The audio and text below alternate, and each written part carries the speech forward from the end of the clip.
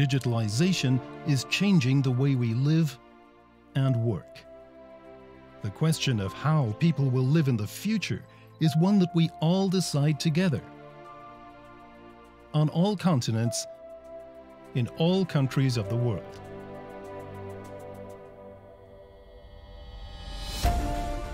These challenges are great opportunities for all of us. The global society of the future needs our know-how, creativity, and passion. Needs us to pave the way for sustainable development in all important sectors. Together, we can give the right answers to the questions of today and tomorrow.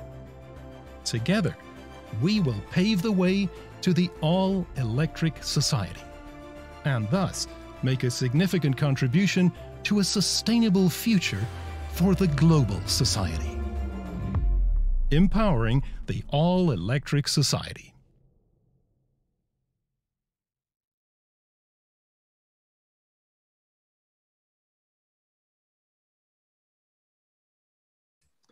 Hello and welcome to the third panel discussion of the fourth day of the Energy Security Forum, which is the final forum of the year for Energy Club, the business community that brings together leading companies in the Ukrainian energy market and creates opportunities for communication between its stakeholders. This is a crowning event of a cycle of more than 90 events in 2022, and it's different from some of them because due to the complicated situation with the energy supply in Ukraine, we do not broadcast this conference online. However, the recording will be available on YouTube as of tomorrow, the 25th of November. Allow me to enumerate the forum partners. These are the Ukrainian Energy Exchange, the Nadra Geo Invest LLC, the Phoenix Contact LLC, and the government of Germany, because the event is supported by the German government as part of the project promoting energy efficiency and the implementation of the EU Energy Efficiency Directive in Ukraine, which is being implemented by the German government company GIZ. And another thing in relation to the forum, the Ukrainian Energy Exchange, the Association of Gas Traders of Ukraine, the All Ukrainian Energy Assembly, and the Energy Club business community are holding a charity auction. 4 exclusive lots will be offered on the exchange, and all funds from the sale of lots will be transferred to the needs of the armed forces of Ukraine. So now we are ready to start the discussion on the very important topic, which is sustainability of nuclear energy in wartime conditions and post-war development of low carbon generation. And we have at the moment 2 participants, but as one of was rightly remarked just a couple of minutes ago, it is not quantity, it's quality that counts. And of course, both of them are very knowledgeable and expert people in their field. So the one who is starting our discussion is Andriy Piotrowski. He is from the Ultra-Safe Nuclear Corporation, and he's the Vice President on strategical links with the countries of Central and Eastern Europe. We do not set any strict time limit, Mr. Piotrowski, so go ahead. Thank you very much. So first of all, I would like to say that the problem is much broader than the offerings of USNC, which is dedicated to micromodular reactors. But I believe we can think about the solution which this product will be very instrumental. But let's start from the beginning. We know at the moment the critical situation when nearly all the critical infrastructure has been destroyed by Russians. And this gives the whole world the lesson about the systems, energy systems, which are not resilient to this type of an action. No one was believing that such a thing may happen.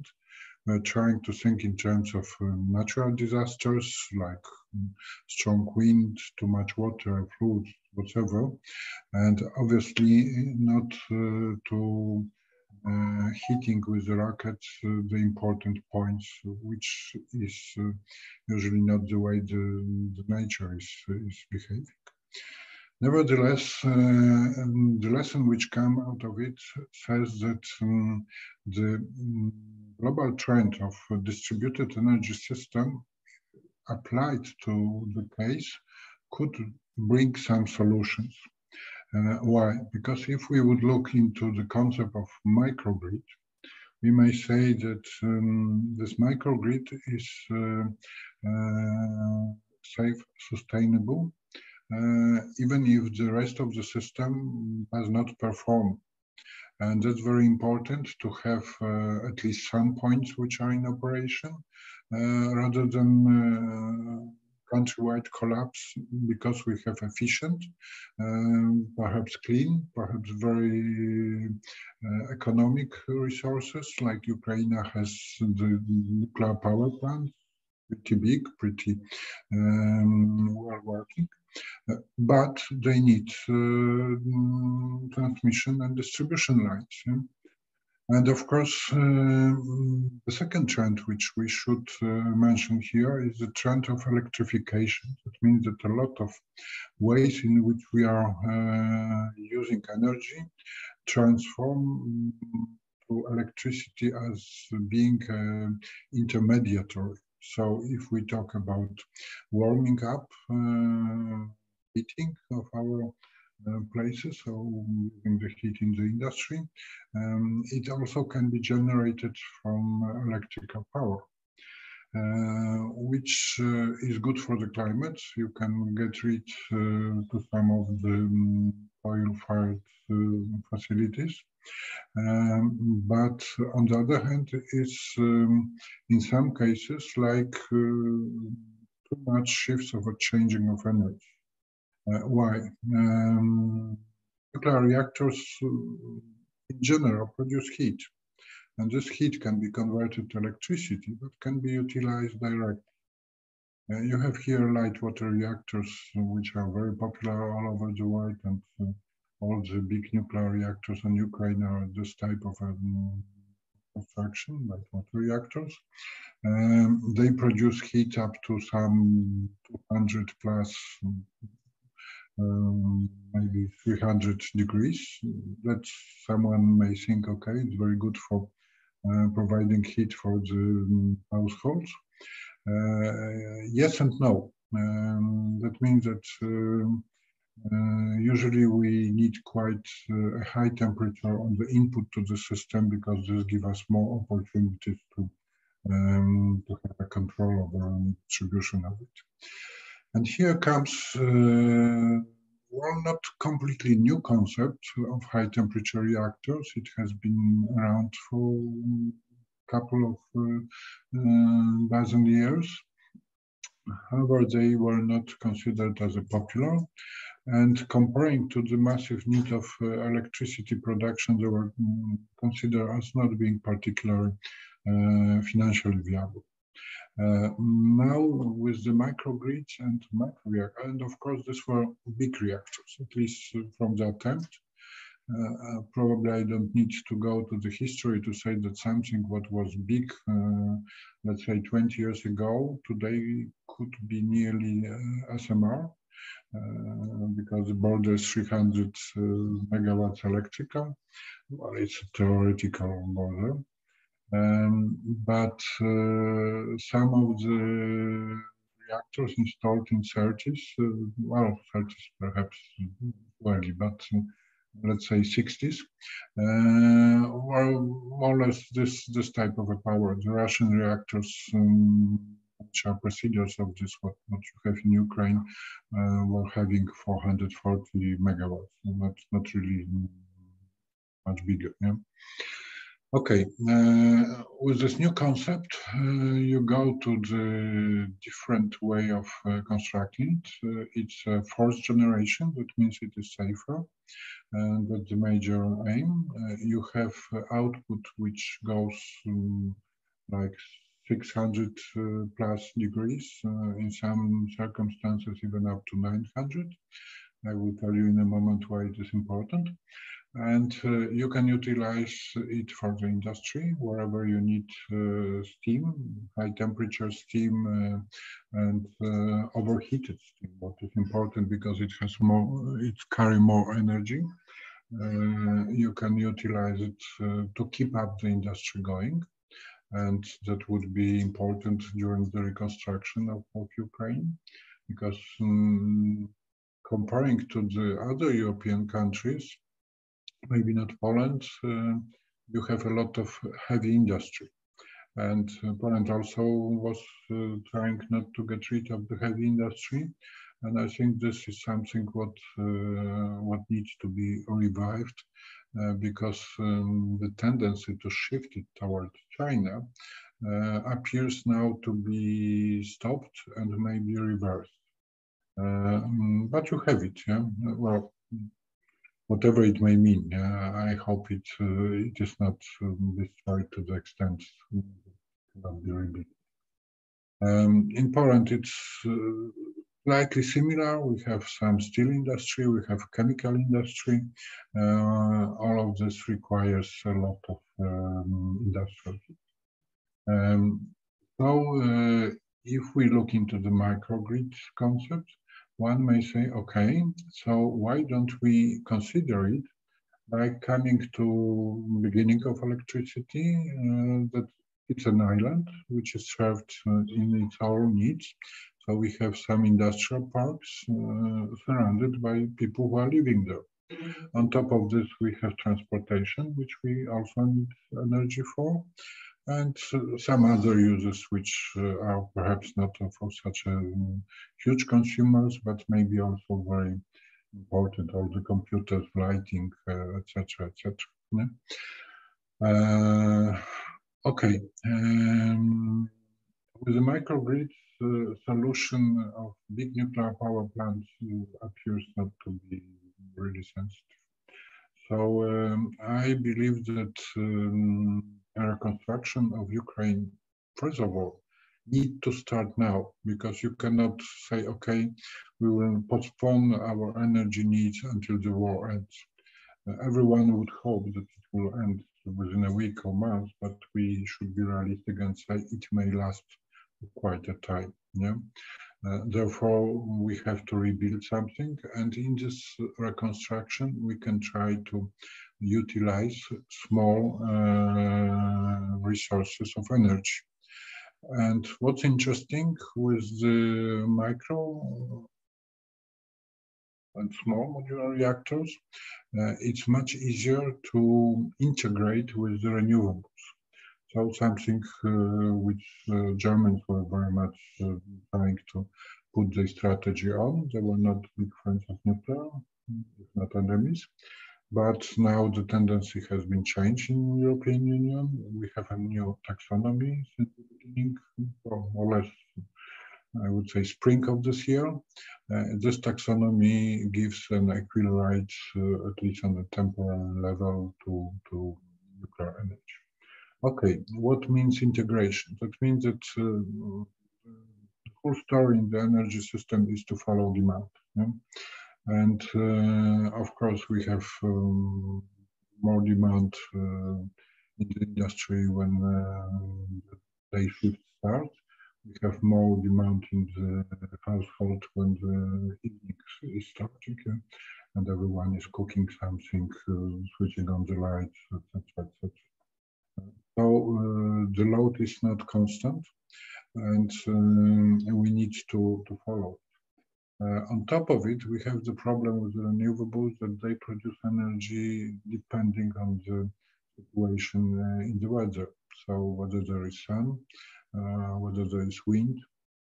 And in the meantime, you have either to store it, this is quite a difficult subject. The storages of energy are not developed up to the energy system requirements at the moment. They seem a little bit like a toys comparing to this sector. There are some first steps, but who knows when it go really mature. So ability to drive the source according to the demand is a very big asset. I would say the production of energy is, of course, the top priority, but on the second place, you have ability to drive the load. And of course, on the local level, it is even more difficult, but on the other hand, you have more opportunities. So here comes something what we were preparing in Poland. We haven't implemented yet. I know that the Germans are pretty active in this field, and probably they have started later than Poland, but could get results earlier. That's a control system with some way of remote communication, preferably at the radio system, because it can be everywhere. I mean, it can reach all the electricity meters and know in the real time what is the consumption and eventually what is the production, for example, from the prosumers, which are quite a significant opportunity to produce energy. But what is not executed up to now, they may generate the signals to shift some parts of the demand. So let's take a simple house. You have a warm water which you fire just to get the warm, and it's an energy storage. When do you warm it? Well, when it becomes cold enough to warm it. That's a mistake. Perhaps it should be a bigger one, and it should be warmed by electricity when there is a surplus of energy. It may not always happen, but to some extent, you can absorb the energy when there is a surplus, or we can say, okay, 1 or 2 or 3 degrees going down with the temperature of household is not so significant. So on temporary basis, if there is need, we can drop the temperature. Then there are a lot of municipal installations which can be supplied with energy depending on the situation in the network. So for example, sewage, usually you have pumps there. They consume temporary, but quite a big amount of energy because they need significant power to push the sewage. Again, you can treat them as part of the system and switch on at the moment when you have surplus of the energy, just being able to use it. In this way, you can make the system much more adapting to the situation and save on the top need of production and on the storaging facilities, which are difficult. Okay, so fabulous view. Now the question is, can we implement it starting tomorrow? And here is the problem. The small modular reactors are ready in terms of technical design. They are having the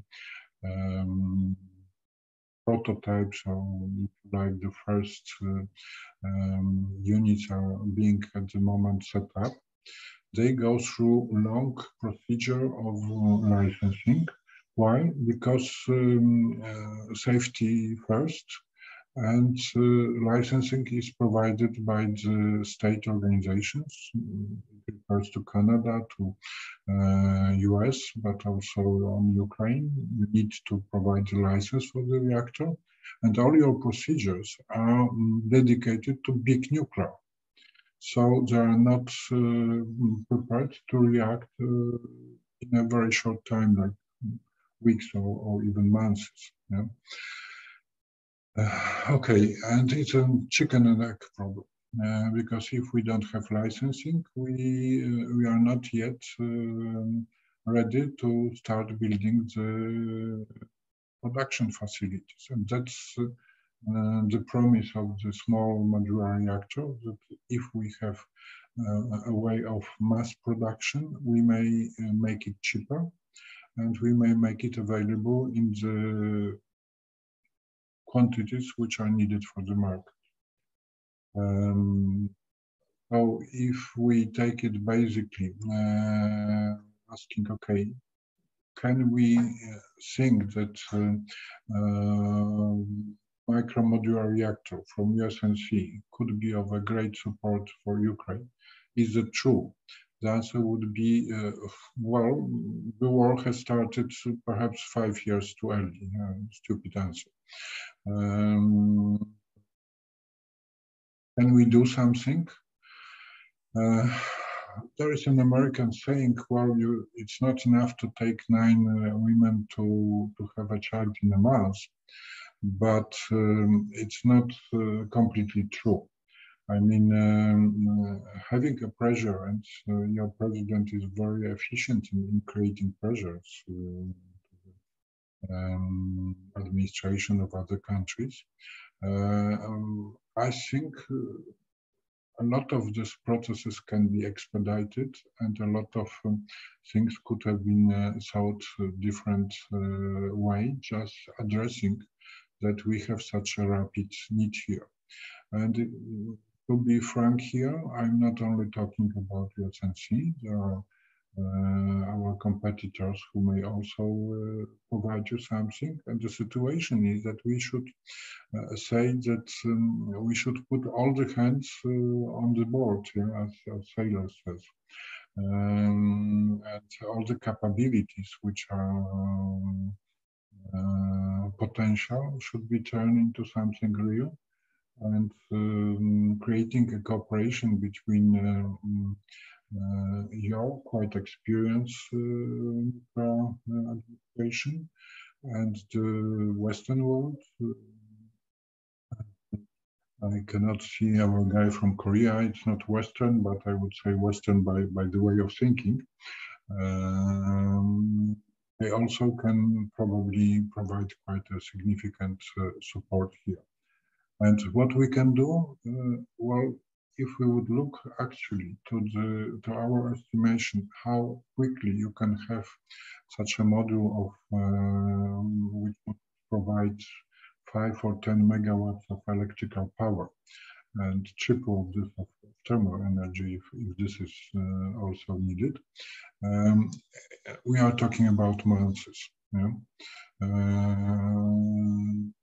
What is really key issue here is the fuel. In our case, it's completely new design, but it's a nuclear battery. That means that quite a lot of installations which already exist, which were used, for example, for coal-fired power plants, especially the local one, or in operating in cogeneration. That means we're producing municipal heat and electricity, could have a replacement of such a small nuclear reactor.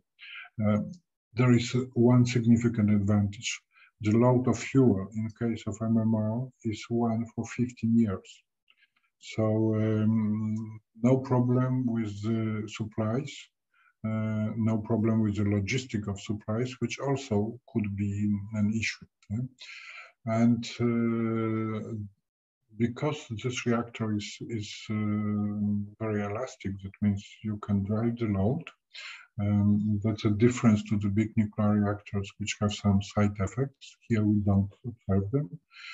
At least we can handle them in such a way that they don't interfere with the quality of the fuel left, nuclear fuel. What's more, there is a concept of making a buffer with the molten salt here. This buffer can be energy storage by itself as well. It means that we can have an output of a reactor of 5 megawatt electrical power, But due to the buffer and due to the situation that, for example, we need the power only in the evenings, because during the days we can produce it from solar panels, we can, for example, double it. Yeah? So that would be also case-by-case solutions. Not everywhere you can presume that that would be so good situation.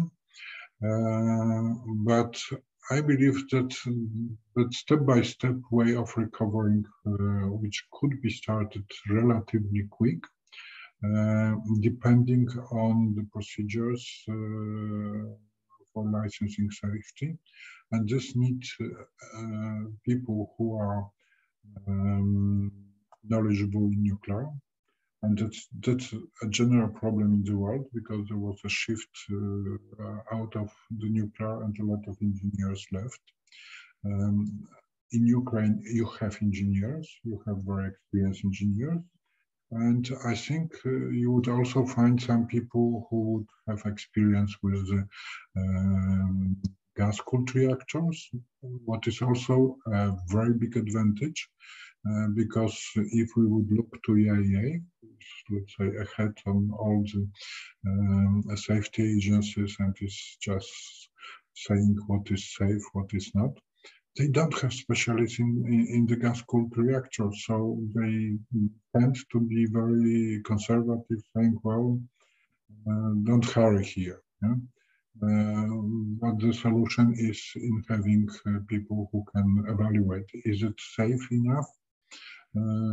Because of course no one wants to have a catastrophe here. That's because we wanted to make it quick. That would be difficult to recover in many aspects. Yeah?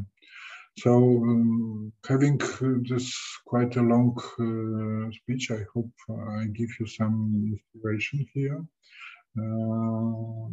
If there are other voices, I'm ready to discuss. Please understand I have half an hour left.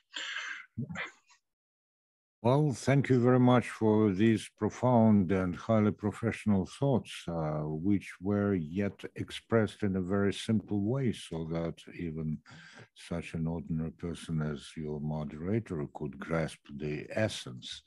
And now we go to another participant, to our other participant from the professional field, Mr. Yevhen Dudar.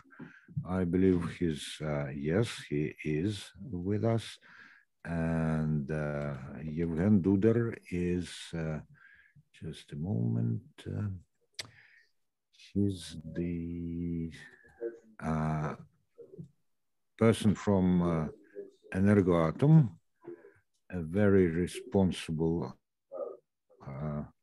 just a moment, somewhere the title is missing at the moment, I'm sorry, but anyway, Mr. Dudar,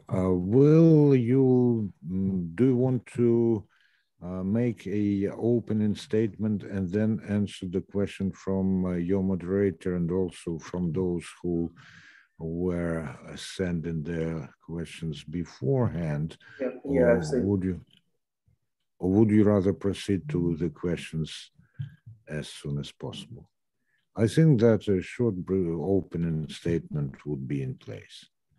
Yeah, I will try to respond to your questions. First questions, currently the energy system. And now I have found the description of your position. Okay. Mr. Dudar is head of the Department of Planning of Exploitation of the Direction on Production from the Energoatom National Company. Thank you. Yes, it's correct. So go ahead. Yeah. First question, currently the energy system of Ukraine operates in extremely difficult condition. Nuclear energy, which provides the largest amount of electricity generation in Ukraine, is no exception. Comment of how nuclear power plants currently work in these conditions. What are the challenges? You hear me well? It's okay. Hello. Yeah, we can hear you, although it's not perfect. Okay, because you're silent. And, okay, today is... well, silence because we caught our breath. I understand it. Yeah, okay. Today's energy sector of Ukraine is indeed very difficult conditions, and the winter will be very difficult for us. The main reason for this today is the systematic destructions of energy infrastructure by Russians, as well as the occupation and destruction of energy facility that have been occupied. First of all, the Zaporozhye nuclear power plants. Since the beginning of the war against Ukraine in February of 2022, electricity consumption in Ukraine has begun to decline significantly. In the first half of 2022, Ukraine consumed 45% less electricity than in the same period of the previous year. The industry of Ukraine reduced consumption most by more than 40%. The decrease of consumption led to an imbalance in the energy system and also increased the share of nuclear electricity in total generation from 50. Mr. Piotrowski, I believe we're getting some sort of pulsating noise. Okay, sorry, I would just switch off my microphone. Okay. Yes, yes. Oh no, still we should be well. it wasn't from Mr. Piotrowski. I don't know. It's okay. Right now. Okay. Should be well.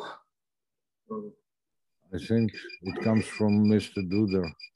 Maybe I will try to... Yeah, try to switch the mic off for a moment. I don't know what happened.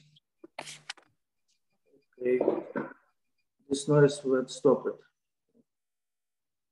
It's okay?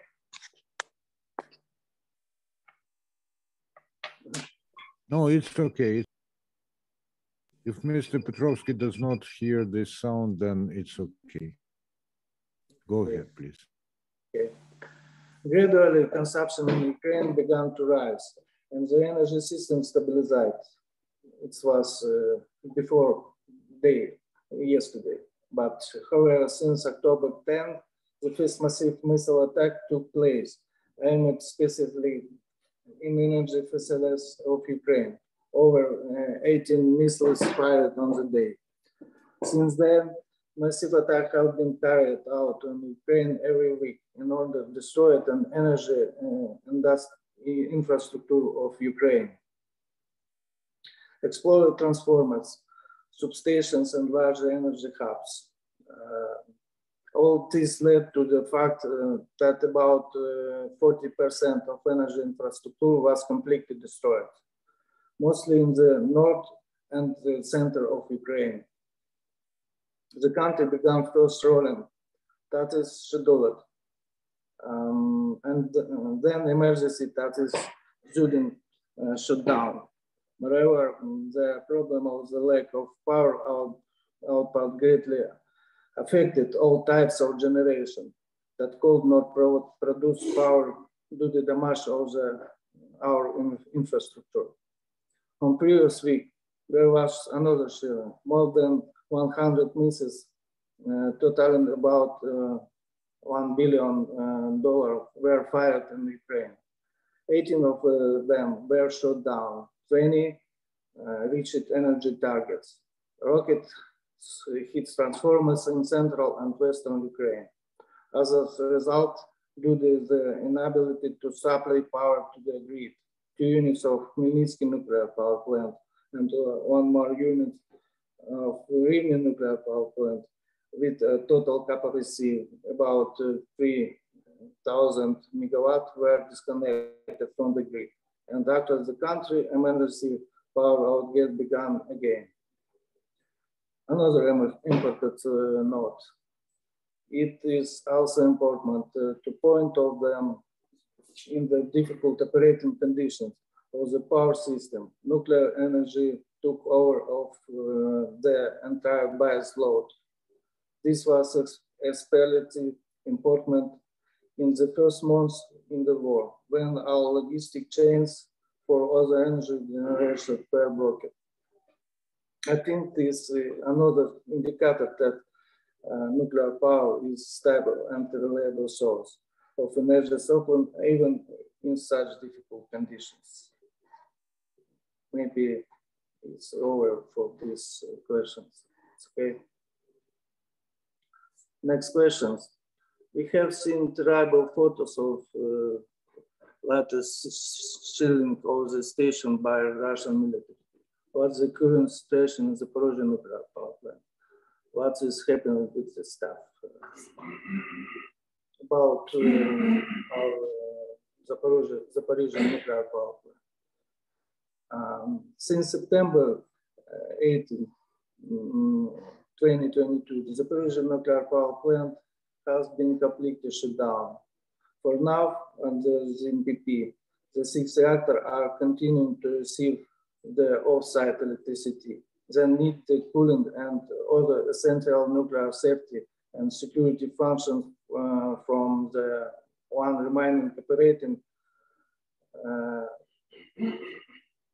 750 kilowatt external power line. The area has been relatively quiet recently with reduced ceiling at the site and the industrial area near the town of Energoatom. For the plant's reactors remain in cold shutdown, while the 2 others are in hot shutdown to provide steam for the plant and also heating for people living in Energoatom, many of them workers of the plant and their families. The occupiers are constantly terrorizing local citizens and workers of the nuclear plant by kidnapping and torturing them. So far, hundreds of local citizens, including the plant employees, have been kidnapped and their current location remains unknown. The work of the plant employees is under the constant threat of the aggressive stance and guns, which increases the risk of human errors that can lead to disaster. Already for time, the station went completely into emergency mode, when the only power source for the station was become diesel generation. The last time this happened was 2 weeks ago, before last time, in November 2.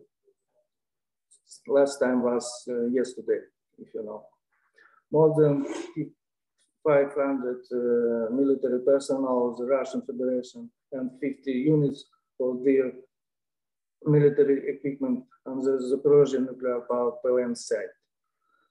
14 trucks with weapons, ammunition, and explosives in the engine room of power unit number 1 of the NPP. Sorry, maybe I lose connection. Can you hear me? Hello. We hear you, yes. Okay. Okay.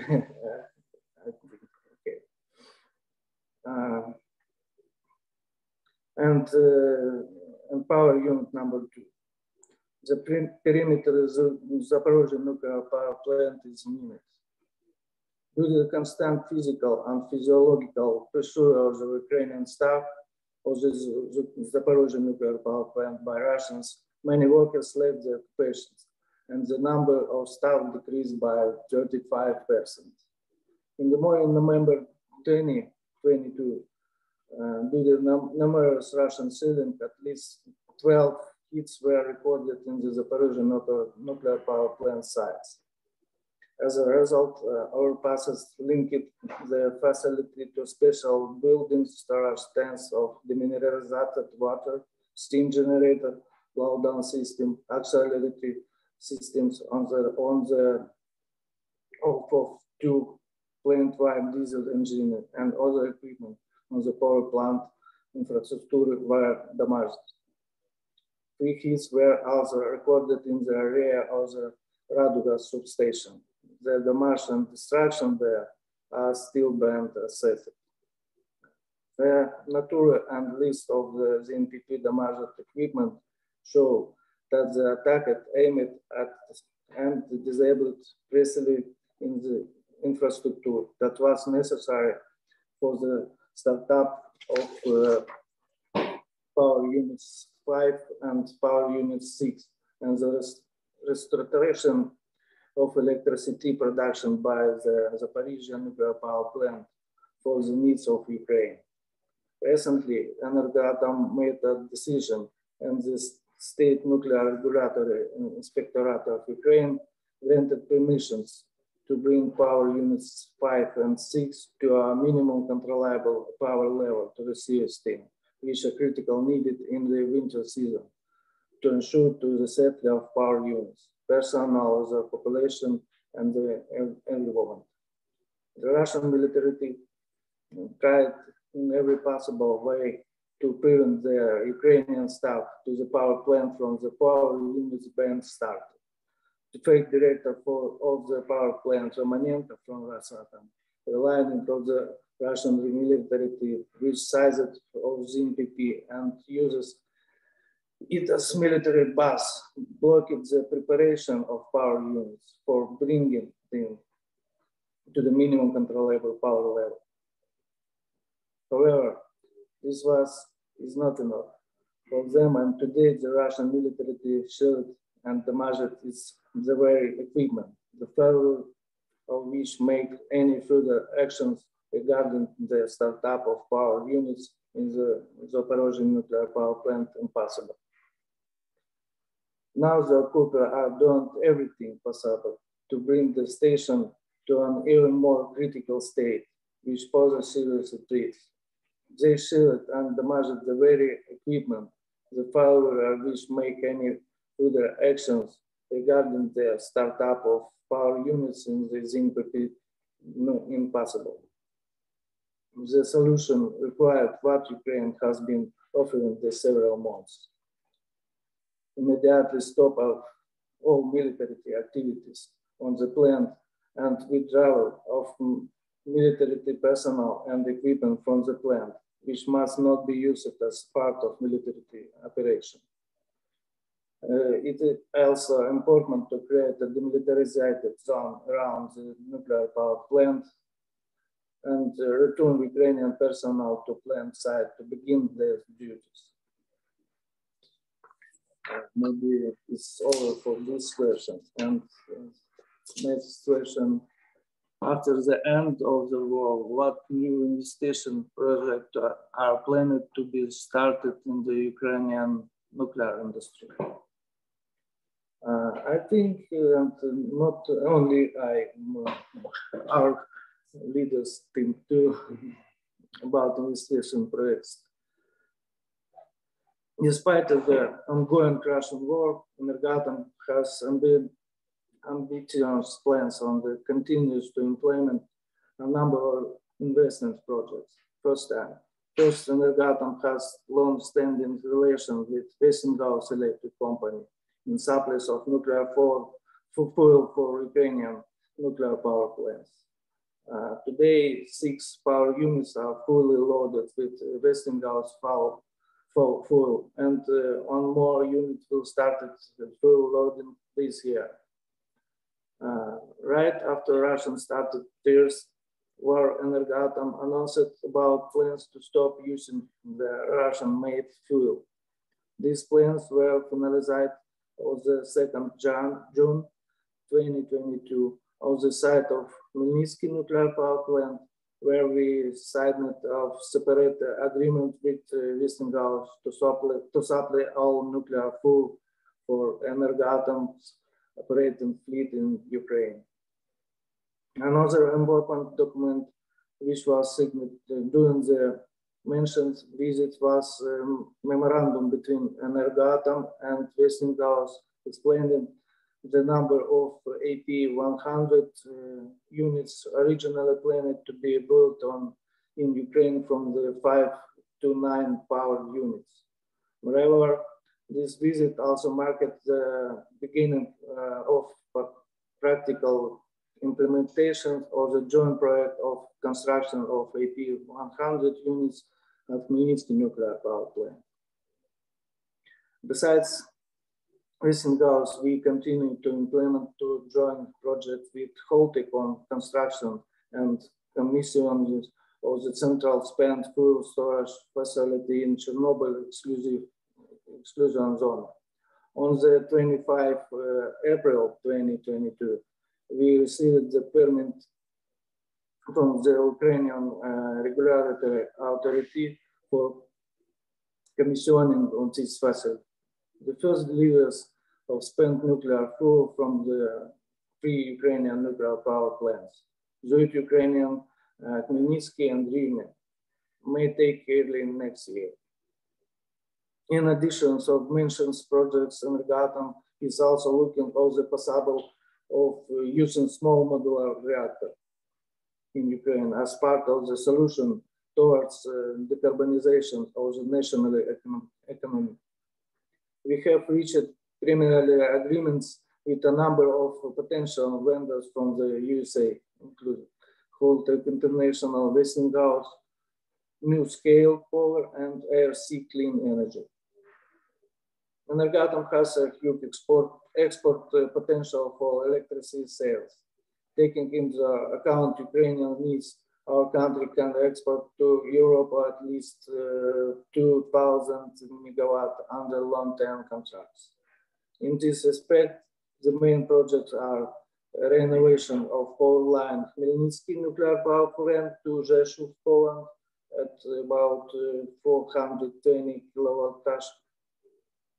Renovation of 750 line from Ukrainian nuclear power plant to Sakha, Romania, and construction of new power line Yevhen nuclear power plant, Poland, Lithuania, or Germany.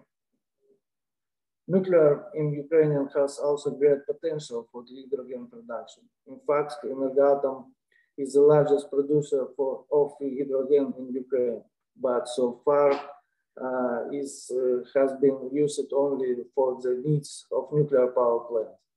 We look forward to the openness to develop joint projects of surplus green hydrogen from Ukrainian nuclear power plants to European countries. Maybe it's over. Thank you. Thank you very much. And we have another question for you from Dmitro Sidorov. He says, did the Russian occupants take away and deliver to Russia the fuel assemblies from Zaporizhzhia nuclear power plant that were made by the Westinghouse? And if so, how do we call it? Robbery, stealing, or looting? I'm sorry, I haven't information about these questions. It's not my profile. Can't answer. I'm sure that sooner or later, everything will be revealed. We heard two very different presentations from two people who are knowledgeable in the field, each one in their own field. And I think that we are impressed by what we have heard. We have no further speakers on the list. And if Mr. Piotrowski would like to make some final remarks before we adjourn, I'm sure the audience will be grateful to you. Thank you very much. Well, I would say that from my presentation, one could have seen that I'm just advocating the small modular reactors as a remedy. Of course, it is not. We need base load from the big nuclear plants whenever it is possible to restart them. We have the information that yesterday all the base load nuclear power was stopped in Ukraine, which is really a very bad news. Some of this can be started probably pretty soon.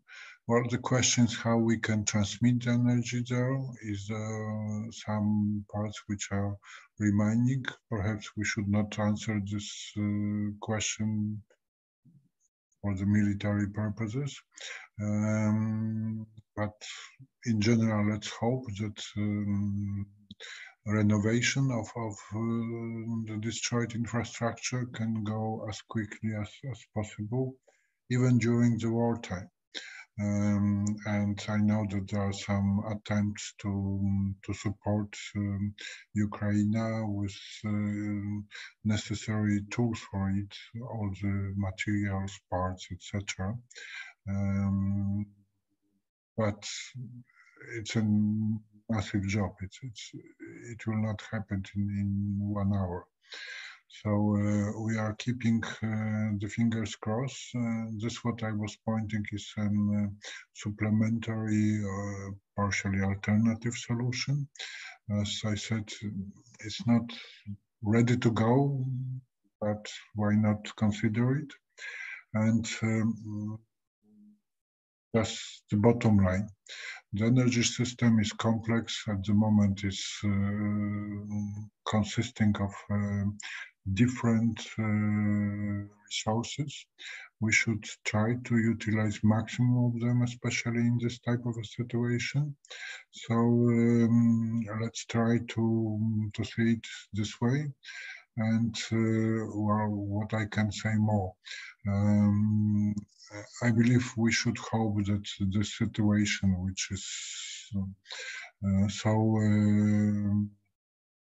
how to say, so crazy, will stop at certain moment. I know that also in the Russian nation there are people who think in rational way, and I hope this will prevail and will stop all this incredible war and attempts. But of course, reconstruction will be the task which would have to be done by engaging a lot of forces.